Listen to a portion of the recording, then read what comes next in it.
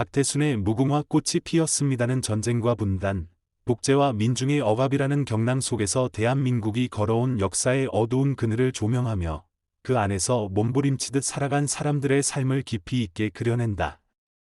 이야기는 6.25 전쟁 이후 급변하는 정치 상황과 국가 권력의 구조 속에서 한 개인이 얼마나 무력해질 수 있는지를 서늘하게 보여주며 시작된다. 주인공은 단순한 개인이라기보다는 한국 사회에서 살아가는 평범한 민중을 대표하는 상징적인 존재로 등장하며 그는 권력의 폭력 앞에서 점점 말이 사라지고 감정이 마모되며 삶의 방향조차 잃어버리는 과정을 겪는다. 그의 가족은 전쟁으로 흩어지고 친구는 체제에 협조하며 그는 점점 사회로부터도 사람으로부터도 고립되어 간다. 그러나 그런 와중에도 그는 무궁화라는 민족의 상징을 가슴 깊이 품고 있다. 무궁화는 지고 또 피는 꽃처럼 그의 삶 역시 계속해서 짓밟히고 다시 일어나는 반복 속에 놓여 있다. 그는 현실의 부조리 속에서도 자신의 정체성을 지키고자 몸부림치며 무심한 듯 보이는 일상의 틈새에서 작은 연대와 저항의 기회를 찾아낸다. 어느 날 그는 국가 권력에 의해 말살된 진실을 알게 되고 그것을 외면하지 않기 위해 위험을 감수한다. 주위 사람들은 조용히 살아가길 권하지만 그는 끝내 침묵을 거부하고 목소리를 낸다. 그 목소리는 처음엔 작고 떨렸지만 점차 또 다른 이들의 마음을 울리고 작은 움직임을 만들어낸다. 작품은 그런 개인의 용기와 고통을 통해 민중의 각성과 연대를 보여주며 마침내 질문을 던진다. 우리는 왜 침묵해야만 하는가? 진실은 누구의 것이며 정의는 어디에 있는가? 무궁화는 다시 피어나고 주인공의 삶은 끝없이 이어지는 고난 속에서도 꺼지지 않는 불꽃처럼 타오른다. 그는 결국 역사 속 이름 없는 사람으로 사라질지라도 그가 남긴 작은 외침은 민족의 기억 속에 오래도록 남아 또 다른 무궁화를 피워낸다. 무궁화 꽃이 피었습니다는 그렇게 한 개인의 내면을 따라가며 이 땅을 살아가는 이들의 아픔과 희망, 그리고 지워지지 않는 정체성과 역사적 자각을 서사적으로 풀어낸 작품이다. 그것은 시대의 질곡을 넘어서 인간과 국가, 그리고 민족이라는 큰 틀 속에서 우리가 반드시 기억해야 할 이야기를 꺼내놓는다. 끝없이 피고 지는 무궁화처럼 그 이야기 또한 다시 태어나고 또 다른 독자에게로 이어진다. 무궁화 꽃이 피었습니다는 단순한 역사소설이 아니다.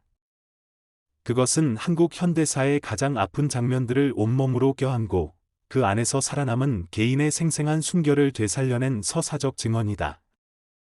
박태순은 이 작품을 통해 개인과 국가, 민족과 권력, 현실과 이상 사이의 복잡한 갈등과 충돌을 문학적으로 정제된 언어로 포착한다.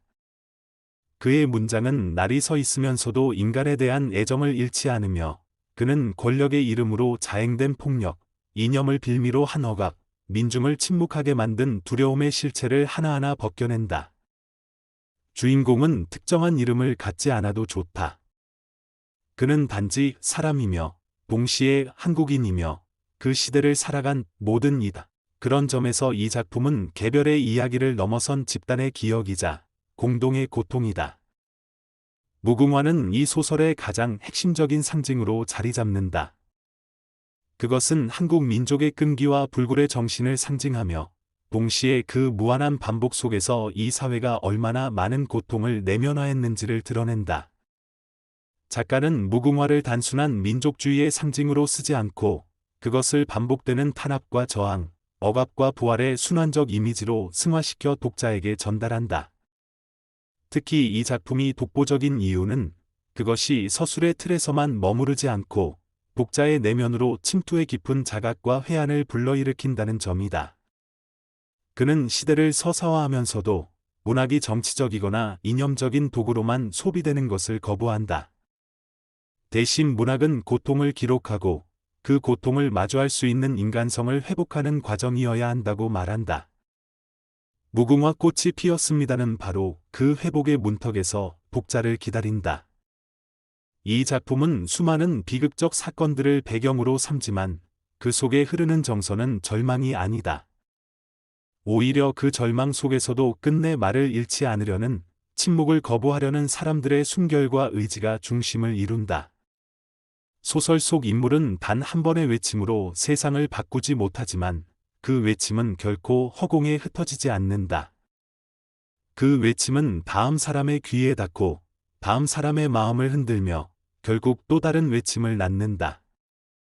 이렇게 이 작품은 우리에게 묻는다. 진실은 침묵 속에만 존재하는가, 아니면 말해질 때 비로소 살아나는가?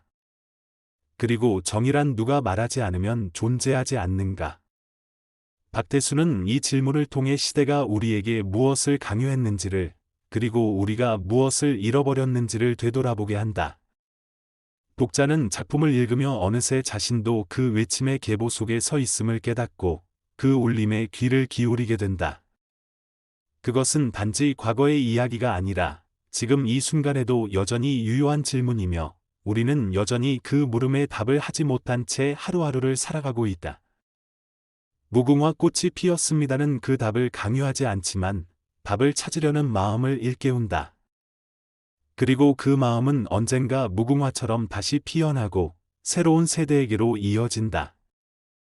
그것이 이 작품이 오랜 세월이 지나도 읽히는 이유이며 우리 시대의 독자들이 반드시 되새겨야 할 이유다.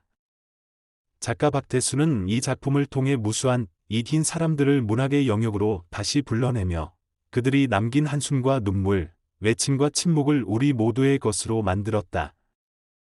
그래서 이 소설은 살아있는 기록이며 피어나고 지기를 반복하는 무궁화처럼 끝나지 않은 이야기의 시작이 된다.